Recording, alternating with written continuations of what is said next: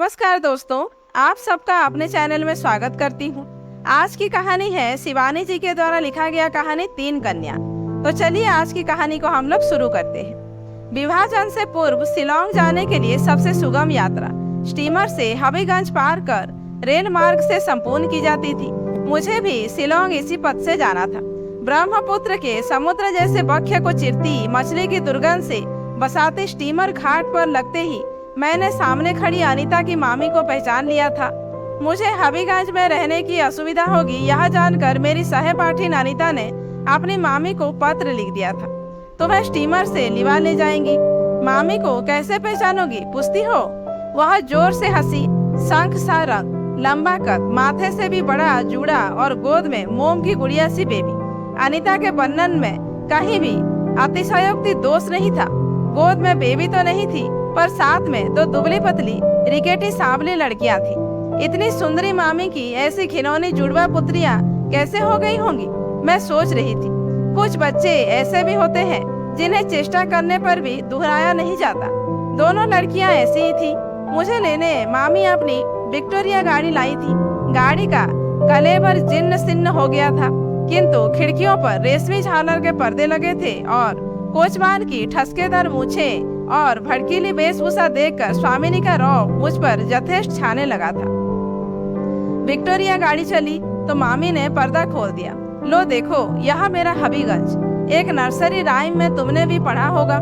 एक टेढ़ा शहर था जहाँ एक बूढ़ा, उसकी लाठी, यहाँ तक कि माइलस्टोन भी टेढ़ा था। ऐसा ही टेढ़ा शहर है ये।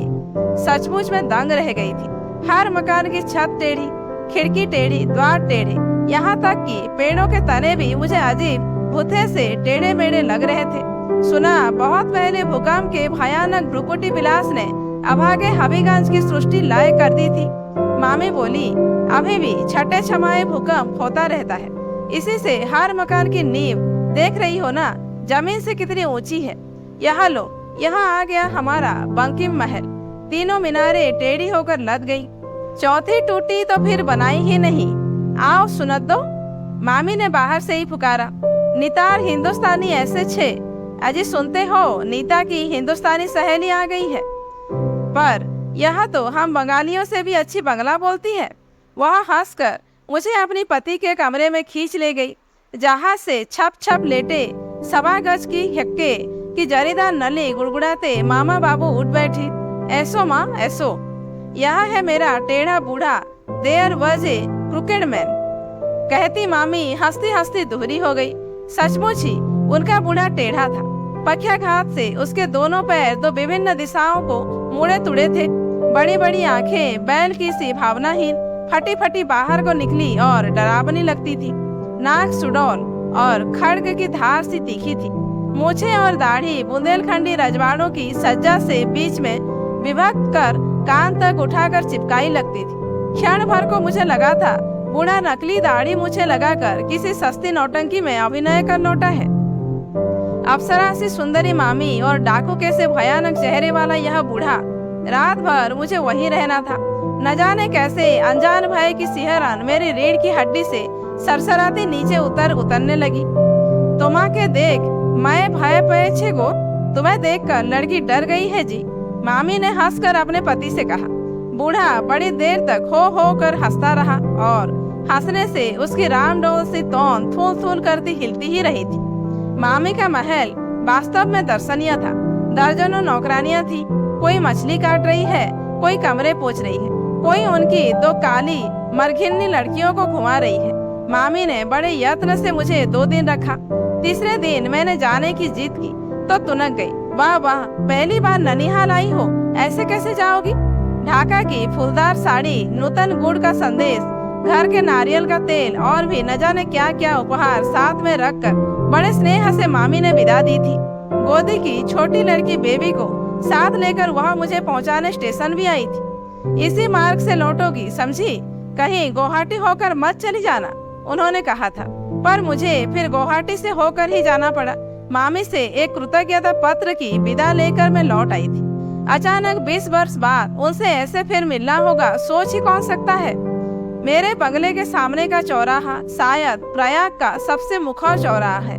एक सड़क सीधी संगम को चली जाती है। माघ मेले की इंद्रधनुषी भीड़ का संगम पहले इसी चौराहे पर होता था। काकरेजी कछोटा कसे पैजना झमकती बूंदे ललनाए, नाक की दाई बाई और हीरे की लौंगों के नन्हे सर्च लाइट जगमगाती दक्षिणी तीर्थयात्रियों से भरे तांगों का जुलूस दिन डूबने तक सड़क की रंगीनी बनाए रखता है। मेडिकल कॉलेज की जाती कतारबंद स्वतांबरी नर्सों को देखकर कभी कभी दंग रह जाती। एक सा ठप्पा, एक सी हंसी और एक से जुड़े, लगता है एक ही नमूना पेटेंट करा दर्जनों परिचारिकाएं बनवा ली गई हैं। कभी कभी इमली को ताक कर फेंका गया ढेला गलत निशाने पर बैठता है और देखते ही देखते उद्दंड स्कूली बालकों की बानर सेना मेरी खिड़की का शीशा चूर चूर कर देती है। ऐसे ही एक ढेले का शब्द सुनकर मैं बाहर निकली तो देखा ढेला खिड़की पर नहीं, रिक्शा पर जाती एक महिला के माथे पर लग गया है।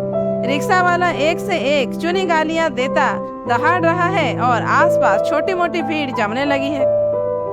महिला बेहद घबराई लग रही थी और उनका छोटा सा रुमाल खून से रंग गया था। मुझे न जाने क्यों उस सम्राट महिला की उपदस्थता देखकर तरस आ गया। आइए ना, भीतर घाव धोकर डिटॉल लगाने से ठीक रहेगा, पास ही अस्पताल भी है, ना हो तो ड्रेसिंग करवा लीजिएगा, मैंने कहा। भीड़ हट गई। महिला ने बड़ी कृतज्ञता से रुमाल हटाया और मैंने पहचान लिया। कुछ चेहरे ऐसे होते हैं जो 20 क्या 40 वर्ष तक इजिप्शियन मम्मी की भांति सुरक्षित रहते हैं। मामी का चेहरा भी शायद ऐसा ही था। चिकने चेहरे पर बयस की छुर्रियां नहीं पड़ी थी। स्वस्थ दांतों की मुस्कान अभी भी उतनी ही स्निग्ध थी। मैंने उन्हें पहचान लिया था, पर मुझे यह देखकर बड़ा आनंद आ रहा था कि उन्होंने मुझे अब तक नहीं पहचाना था। मैंने बड़े यत्न से आराम कुर्सी में लिटा दिया और घाव धोने लगी। इतना बदमाश है ये लड़का, लोग स्कूल जाएगा नहीं, खाली फांकी देगा और बदमाशी करेगा, उन्होंने कहा तो मुझे हंसी आई। मामी, पहचाना नहीं क्या? There was a crooked man. मामी ने मुझे गौर से देखा। ओ माँ, यही तो सोच रही थी मैं, कहाँ देखा है इस लड़की को। मामी मुझसे लिपट गई। अब मेरा टेढ़ा बूढ़ा कहाँ रह गया बेटी? रह गया है यह निगोड़ा टेढ़ा कपाल। आप यहाँ कब आई मामी? मैंने पूछा। फिर तो मामी ने मुझे कई समाचार दे दिए। अनीता एक सरदार से विवाह कर नाइजीरिया चली गई थी। मामा बाबू की मृत्यु के पश्चात अपने बंकिम महल और 7 सैकड़ों बीघा जमीन बेच बाच मामी प्रयाग में बस गई थी। लड़कियां यहीं पढ़ लिख कर बड़ी हुई। बंगाल में उनका गुजारा नहीं हो सकता। पूड़ी पराठा खाना सीख गई है। अब क्या बंगाल की झाल मछली और पालकर का घंट खा पाएंगी? सोचा, एक से एक अच्छे बंगाली परिवार यूपी में बिखरे पड़े हैं, कहीं न कहीं ठिकाने लगा दूंगी। पर कहाँ? अब तो तीनों पढ़ चुकी होंगी। मैंने पूछा। तुमसे क्या छिपाऊं? बड़ी सोना रीना पश्चिमी में है। बेबी को इसी चैत में 22वां लगेगा। बेबी की चिंता नहीं है, उसकी तो सगाई हो गई है। तब बेबी की शादी चट से क्यों नहीं कर देती मामी? हाँ, मैं आबार की बोले। देखो लड़की क्या कहती है, सबसे छोटी की कर दूं तो दुनिया यही कहेगी खरा माल तो बिक गया, खोटा रह गया। हिंदू गृहस्थ की यहाँ जो रीति चली आई है वही तो होगी। तुम कल अवश्य आना बेटी। तीनों बहनों को देखोगी तो पहचान ही नहीं पाओगी। अपने पार्क रोड के बंगले का पूरा नक्शा खींचकर मामी ने मुझे थमाया। दूसरे दिन सुबह ही मैं चल दी। इलाहाबाद की पार्क रोड मुझे किसी सुंदरी किशोरी विधवा सी लगती है। सुंदर बंगले, उद्यानों में झूमते ऊदे नीले पुष्प गुच्छ, मेडिकल कॉलेज के नए चित्र से सजे चंडी मढ़ी सज्जा के बंगले, पर सब बेजान और मुर्दा।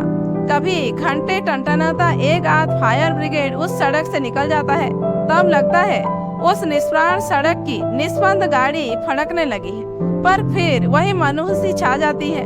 उस दिन एक गंदा बुर्का ओढ़े एक मुस्लिम महिला सड़क से लगी जिन्न मजार पर बेले का गजरा चढ़ा लोबान जला रही थी। उसी लोबान का मीठा धुआं पूरी सड़क पर फैल गया था।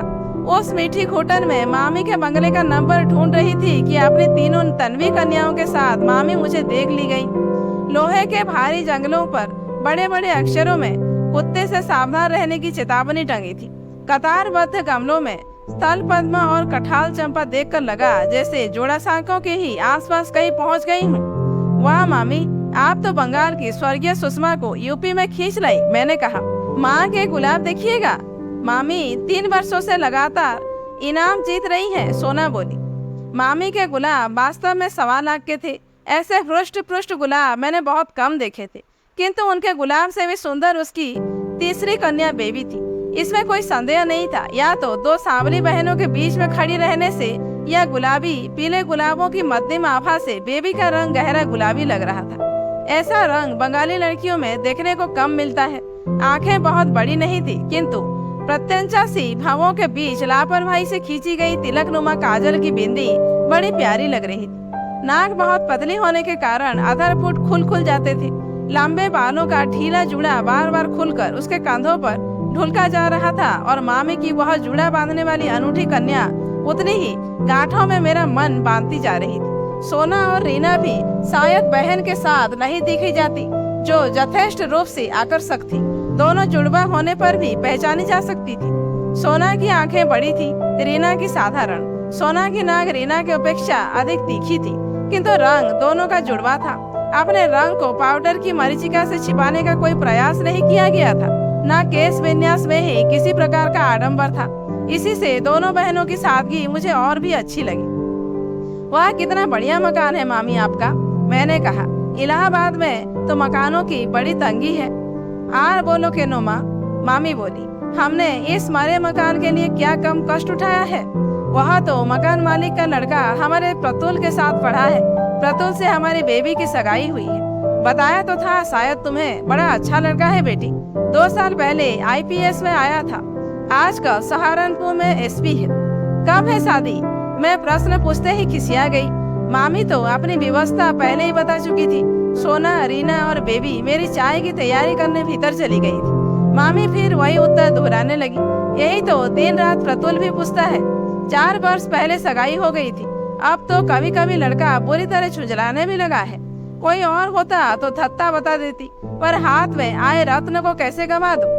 इसी से दुधारू गाय की लात भी सहती हूँ। सोना, रीना के लिए दिन रात एक कर लड़के ढूंढ रही हूँ। विवाह क्यों नहीं कर देती मामी? आजकल यह सब कौन मानता है? मेरी ही छोटी ननद। मैं बात पूरी भी नहीं कर पाई थी कि मामी की 3 कन्याएं खान पान का बहुत सा सामान लेकर आई। बड़ी देर तक गपशप में घर लौटना भी भूल गई। फिर तो प्राय ही तीनों बहनें मेरे यहाँ आ जाती। सोना नागपुर में डॉक्टर थी, रीना चंडीगढ़ में पढ़ रही थी, बेबी की सगाई हो चुकी थी। इसी से वह माँ के पास रहकर घर का काम सीख रही थी। पर मुझे उसे देखकर लगता था 4 वर्षों में उसने घर का आवश्यकता से अधिक काम सीख लिया था और वह अपनी 2 कुंवारी बहनों और विधवा माँ के सहवास में पूरी तरह उबने लगी थी। इसी बीच मेरे पति की विज्ञान परिषद के एक जलसे में 3 महीनों के लिए वियना जाना पड़ा। उस बिहार जंगलों में रहने का मुझे साहस नहीं हुआ। सामने भयावने कंपनी बाग के अहाते में ही आए दिन राहगीरों को छुरा मारने की घटनाएं अखबार में छपती रहती। मैंने मामी की शरण ली। क्या अपने सुंदर बंगले के 2 कमरे सबलेट करने की कृपा करेंगी? वो माँ, सबलेट ना और कुछ। तो अपनी ननिहाल जाती तो वहाँ भी किराया देती क्या? उसी दिन मैं अपना सामान ले आई। मेरा अपना चूल्हा फिर मामी के यहाँ जल ही कहाँ पाया। नित्य ही मुझे मामी की रसोई में जिमने का निमंत्रण रहा। कल सोना आ रही है, उसे चंद्रपुली बहुत पसंद है। रीना के साथ मछली के कटलेट बनाकर रखे जा रहे हैं। बिना मांस मछली के बेबी के गले के नीचे गस्सा नहीं उतरता। पति के विदेश गमन से प्रोसिता पत्नियों की कलाइयों के कंगनों का विरह दुख से बाहों के अगन बन जाने का वर्णन प्राचीन कवियों ने किया है। पर यहाँ तो मामी की स्निग्ध स्नेह छाया में खा खा कर मेरी कलाइयाँ ही बाहें बनी जा रही थी। मामी के कार्य करने की पटुता एवं क्षमता भी देखते ही बनती थी। उनका हर कार्य इतना सुधार और स्वच्छ होता था कि जी में आता उनकी प्रौढ़ लंबी उंगलियां चूम लूं। जिस उम्र में स्त्रियां कारण ही चिड़चिड़ाने लगती हैं, वही उम्र थी मामी की। पर जब देखो तब उनका चेहरा ताजे फूल सा खिला रहता। दोनों लड़कियां नौकरी पर चली गई थी। अकेली बेबी माँ के पास बनी थी। उस लड़की की एकांत प्रियता एवं अनोखा अस्वाभाविक गांभीर्य मुझे कभी कभी भ्रम में डाल देता। लड़की का स्वभाव ही ऐसा है या माँ के कठोर अनुशासन से सधे अवांछित कुमारियों ने उसे इतना उदासीन बना दिया है। लगता था टुकड़े टुकड़े कर देने पर भी लड़की के हृदय की बात कभी भी कोई जान नहीं पाएगा। ना उसे पहनने ओढ़ने का शौक था, ना घूमने का। ना उसे पढ़ने में रुचि थी, ना गाने बजाने में। कभी कभी क्रॉस स्टिच की कढ़ाई लेकर बैठ जाती तो दिन भर में एक गद्दी काट कर पूरी कर देती। कभी 2 दिन में स्वेटर तैयार कर लेती। कभी पट्टियां बुन बुन कर उधेड़ती रहती। कभी सनक सवार होती तो पूरे घर की सफाई कर डालती। उसे भी अपनी माँ की भांति सफाई का खब्त था। मुझे उस सुंदरी लड़की की इसी आदत को देखकर कभी कभी उसके भविष्य के लिए बड़ी चिंता होती।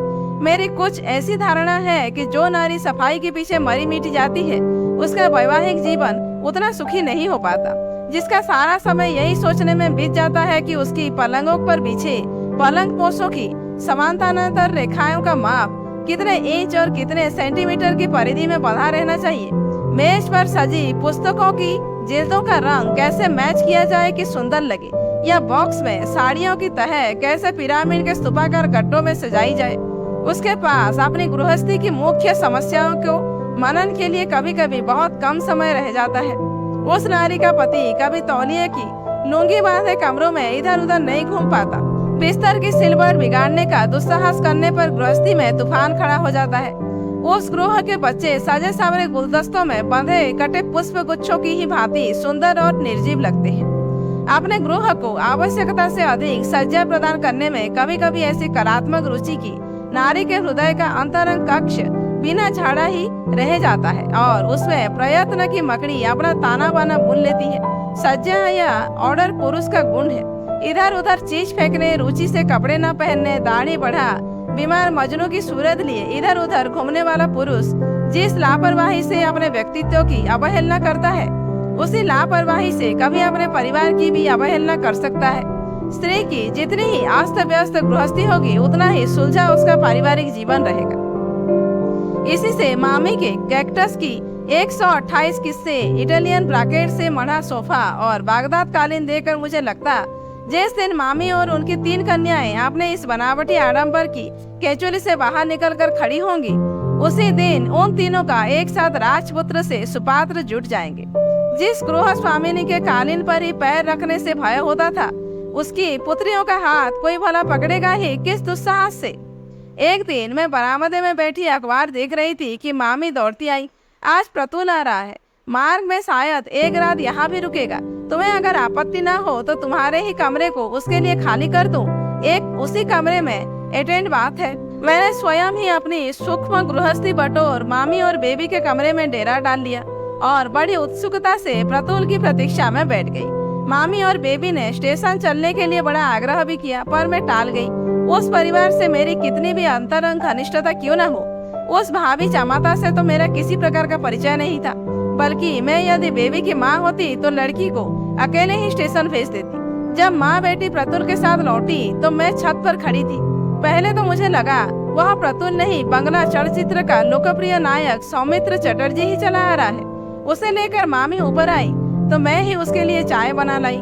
मैं देख रही थी लड़के की आंखें एक सेकंड के लिए भी बेबी को नहीं छोड़ रही थी।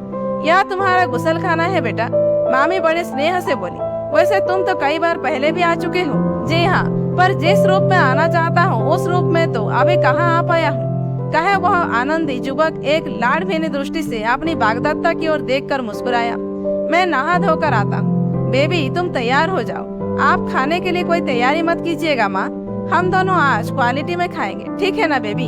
उसने कुर्ते के बटन खोलते खोलते कहा और तौलिया पकड़कर उठ गया। हाँ मैं तो तैयार ही हूँ। बेबी उस दिन कितनी सुंदर लग रही थी, उतनी पहले कभी भी नहीं लगी। बेबी उठकर बाहर जाने लगी तो मैं उठ गई। अचानक आंधी की भांति मामी ने आकर उसका हाथ पकड़ा और फुसफुसाने लगी, बोका मयो, मूर्ख लड़की, इतनी देर से तुम अकेली उसके साथ क्वालिटी जाओगी? जरा भी अक्ल नहीं है छोकरी को, लोग देखेंगे तो क्या कहेंगे? बेबी का खिला चेहरा अचानक सूख कर लटक गया। हद करती है मामी, मैंने उस सरल लड़की का पक्ष लिया, कौन क्या कहेगा? सभी को पता है कि दोनों एंगेज्ड है। आजकल कौन ऐसा दामाद है जो विवाह से पहले ससुराल नहीं हो आता? नहा धोकर गुनगुनाता प्रतुल बाहर आ गया। ए बेबी, एक गिलास पानी तो ले आओ, गला सूख गया है। उसके पानी से भीगे बालों की लटें छल्ले सी बनाती ललाट पर फैल गई थी। स्पष्ट था वो माता पुत्री के तनाव से अनभिज्ञ था। वाह, आप तो अभी से बेचारी लड़की पर हुकूमत चलाने लगे। मैंने परिहास कर मामी को हंसाने की चेष्टा की, पर मामी नहीं हंसी। दोस्त क्या है मेरा, देखिए ना, 4 साल से ललाट पर मेरा रिजर्वेशन स्लिप लटकाए यह बेहिया लड़की घूम रही है। बेबी पानी लेकर लौटी, किंतु जिस समझ बूझ से पानी मंगाकर प्रतुल कमरे में चला गया था वह प्रयोजन सिद्ध नहीं हो पाया। प्यासे की प्यास बहुत गहरी थी। जल वाहिका के साथ साथ मामी भी कमरे में जम गई और देश की बिगड़ती खाद्यान्न स्थिति का लेखा जोखा देती भाभी जमाता को बोर करने लगी। मैं अपने कमरे से सब सुन रही थी। मामी उन दोनों को एक क्षण भी एकांत का सुअवसर देने के मूड में नहीं थी। मुझे मन ही मन मामी की अल्प बुद्धि पर क्षोभ हो रहा था। जामाता कितना बढ़ गया है, इसका उन्हें कोई ध्यान ही नहीं था। मैं तो उन्हें पहले भी कई बार समझा चुकी थी। लंबी सगाइयां विदेशियों को शोभा देता है, हम भारतीयों को नहीं।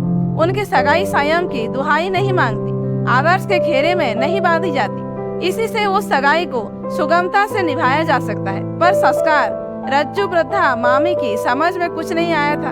हुआ वही जो मुझे भय था। रात के 8 बजे 9, 10, 11 सब एक एक कर बजते रहे, पर मामी बेबी के पीछे निरंतर छाया सी घूम रही थी। प्रतुल का कंठ स्वर क्रमशः ऊंचा होता जा रहा था। यह आपकी सरासर ज्यादती है। बेबी मेरी बागदत्ता पत्नी है, मैं इसे जब चाहूँ घुमाने ले जा सकता हूँ। सच पूछिए तो मैं इस लंबी सगाई से उब गया हूँ। पता नहीं कब आपकी गुणवंती कन्याओं का विवाह हो और कब मेरे इस नीरस क्यों का अंत हो। कि जितनी बार आया हूँ आपको यही असहयोग आंदोलन किया है, आज इस बात का फैसला करके रहूंगा। मामी ने उत्तर में पता नहीं क्या गुनगुन की कि लड़के का पारा एकदम ही चढ़ गया। तो जाइए, अपनी 3 कन्याओं को ढोल गले से बांध घूमती रहिए, मैं जा रहा हूँ। समझ लीजिए फिर कभी नहीं आऊंगा। एक बार फिर पूछता हूँ, बेबी चलोगी साथ घूमने? मैं अपने कमरे से चीख चीख कर उत्तर देना चाह रही थी, हाँ चलेगी प्रतुल, अवश्य चलेगी। बड़े प्रयत्न से मैंने अपने को रोका। बेबी का उत्तर कतिपय विवश सिसकियों पे आया, पर मामी का कठोर कंठ स्वर अचानक कर्कश होकर गूंज उठा, नहीं नहीं, 100 बार नहीं। क्या समझा है? राय बहादुर बनर्जी परिवार की कुंवारी लड़की रात आधी रात चैक बाजार में घूमती फिरेगी? कितना ना समझ मूर्ख युवक है ये, मैं सोचने लगी। ऐसे अवसरों पर छल बल से भी तो काम किया जा सकता है। यदि वह यहाँ पहले आ चुका है तो अवश्य जान ही गया होगा कि मामी के कमरे का द्वार रात भर खुला रहता है। यही उनकी एकमात्र दुर्बलता है। बंद दरवाजे के भीतर उन्हें नींद नहीं आती। बेबी की खाट एकदम द्वार से सटी लगी है और एक बार नींद आने पर मामी के कानों में नगाड़े पीट कर भी कोई उन्हें नहीं जगा सकता। इतनी भी बुद्धि नहीं है तो लड़की को लेकर भागा क्यों नहीं जाता? ठीक है, मैं जा रहा हूँ। प्रतुल शायद सचमुच ही चला गया, क्योंकि बेबी की सिसकियां मेरे कमरे के निकट आती गई। मामी उसे निश्चय ही घसीट कर ला रही थी, क्योंकि बीच बीच में वो बोका में पागल लड़की का स्वर आ रहा था। अचानक भद्द सी आवाज हुई और कटे पेड़ की सी बेबी मेरे पास के पलंग पर आ गिरी। मेरी समझ में नहीं आया उसे आश्वासन दूं या नींद का बहाना बनाकर लेटी रहूं। नींद का बहाना बनाने में ही मुझे लाभ दिखा। प्रतुल सचमुच ही लौट कर नहीं आया। बेबी कई दिनों तक अपने कमरे में सिसकती रही। मुझे उस मूर्ख लड़की की अकर्मण्यता पर बड़ा दुख होता, पर बचपन से ही माँ के कठोर अनुशासन ने उसके रीढ़ की हड्डी को खींच कर रख दी। कोई बात नहीं, मामी कहती, बंगाल की घरणी क्या योग्य युवकों से एकदम रीति हो गई है। इसी वर्ष 2 लड़के IPS में आए हैं। एक का तो पिता भी DIG है। बड़ी साल में उसकी ननिहाल है, वही मेरी बड़दी है। आज ही लिखती हूँ, ऐसे ऐसे विषयों प्रतुल तेरी जुतियाँ चटेंगे। पर बेबी को जैसे जुतियाँ चटवाने की कोई आकांक्षा नहीं थी। इसी बीच में अपने बंगले में लौट आई थी। पति और बच्चों के साथ जब पहाड़ यात्रा से लौटी तो मामी से मिलने गई। बेबी की दोनों बहनें छुट्टियों में फिर आई हुई थी और 3 कन्याओं की उपस्थिति ने बहुत हद तक पिछली उदासी झाड़ पोंछ दी थी। फिर एक से रंगों के कार्डिगन बुने जाने लगे थे। फिर से 3 दिन के 3 दिन शो सिनेमा देखे जा रहे थे, किंतु 3 जोड़ा आंखों में एक जोड़ा आंखों की उदासी अभी भी पूर्ववत। कल हम लोग सब माघ मेला जाएंगे। अमावस का नहान है। वहाँ 190 वर्ष की बाबाजी आए हैं, सबके प्रश्नों के उत्तर देते हैं। आप ही चलिए ना, बड़ा आनंद आएगा। सोना बोली, माँ को हम प्रश्न नहीं पूछने देंगे। मछली रीना सबसे मुखर और हटीली थी। मैं जानती हूँ यह क्या पूछेंगे। क्या? मैंने हंसकर कहा, वही निरर्थक प्रश्न, हम तीनों का विवाह कब होगा? सिली कहकर वह हंसने लगी। पर आपको चलना होगा मासी, आपको चलना ही होगा, बेबी ने कहा। मैं तो उसकी करुण याचनापूर्ण दृष्टि का निमंत्रण टाल नहीं सकी। कभी मैंने उसका पक्ष लिया था, शायद उस कृतज्ञता को भूल नहीं पाई थी बेचारी। मामी ने एक बड़ा सा बजरा किराए पर ले लिया था। अन्य यात्रियों से भरी नावों की उपेक्षा हमारा हल्का फुल्का बजरा सर्राटे से तैरा जा रहा था। 3 कन्याएं एक दूसरे के माथे सटाए एक से रंगों के 3 कार्डिगन मशीन की तेजी से खटाखट बुनती जा रही थी। अचानक गीत गाती ग्रामीण स्त्रियों से भरी एक नाव हमारे पास से गुजर गई। देख रीना, वह नीली साड़ी वाली ग्राम्या कितनी सुंदर लग रही है, सोना ने कहा। और देखो दीदी, कहती दोनों बहनें आगे की ओर झुक गई। नाव तिरछी हो गई। मैंने भी उत्सुकता बस नीली साड़ी वाले को देखने के लिए दृष्टि फेरी। मैंने जिसे देखा उसे शायद 3 कन्याएं नहीं देख पाई। एक सरकारी पुलिस की नाव में 3-4 लाल पगड़ीधारी रौबदार थानेदार खड़े थे, जैसे लखनऊ के बने मिट्टी के खिलौने हों। स्वयं नाव खेता कंधे में कैमरा लटकाए राष्ट्रों में अपनी अनिवन्न सुंदरी 8वीं पत्नी को लिए प्रतुल मुस्कुराता खड़ा था। मैं मामी से सुन चुकी थी कि उसने एक 8वीं बरुआ लड़की से विवाह कर लिया है। कहिए कैसी हैं आप सब? खूब भेंट हुई। वह अपनी नाव को तेजी से खेता एकदम इतने निकट ले आया कि उस रौबदार सरकारी नाव की टक्कर खाकर हमारा जिन्न सिन्न बजरा डगमगा गया। लग रहा था उसने जानबूझकर ही ऐसा किया था, क्योंकि उसकी धृष्टतापूर्ण आंखें प्रतिशोध की चिंगारियां बरसा रही थी। वह केवल बनियान और पैंट पहने नाव चला रहा था। नीली जर्सी गले से बंधी झूल रही थी। नांगी चैड़ी ताम्रवर्णी छाती दर्पण से चमक रही थी। मामी प्रस्तर प्रतिमा से चुपचाप बैठी थी। सोना और रीना को जैसे सांप सूंघ गया था। दोनों के हाथ की बुनाई गोदी में गिर गई थी। अकेली बेबी मंत्र मुग्ध सी दृष्टि से अपने खोए उस रत्न को निहार रही थी, जिसे उसने अत्यंत और अवज्ञा से गवा दिया था। ना उस दृष्टि में द्वेष था, ना घृणा, ना प्रतिशोध था, ना करुणा था, केवल प्रेम, अबाध, निश्चल प्रेम। जानती है मिसेस बनर्जी, उसने मामी की ओर देखकर कहा। ये तीनों बहनें चौंक पड़ी। आज तक उसने मामी को कभी इस विदेशी संबोधन से नहीं डसा था। मेरी इस पत्नी को विवाह से पूर्व मेरे साथ रात आधी रात घूमने में कोई आपत्ति नहीं रही। वह हंसा और धीमे अंग्रेजी चलचित्र के नायक के स्वर में फुसफुसाया, goodbye and good luck 3 कन्या। हमारी नाव को फिर एक क्रूर टक्कर से डगमगाता वह तीर सा निकल गया। मामी का चेहरा क्रोध और अपमान से क्रमशः लाल से सफेद पड़ता जा रहा था, किंतु उन्होंने एक शब्द भी नहीं कहा। मैं सोच रही थी कि खानदान और ब्रीडिंग का खरा सोना ऐसे ही अफसरों पर कसौटी को नहीं चलता।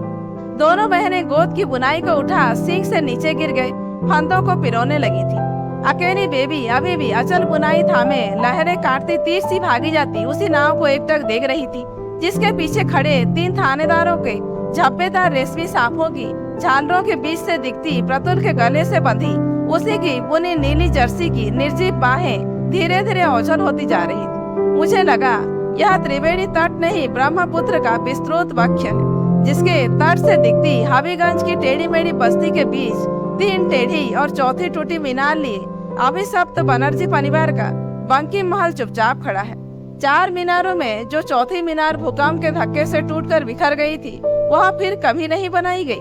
मामी ने कहा था, सोचती हूँ आज भाग्य का भूकंप जो फिर वही क्रम दोहरा रहा है, उसका अंत भी क्या वैसा ही रहेगा।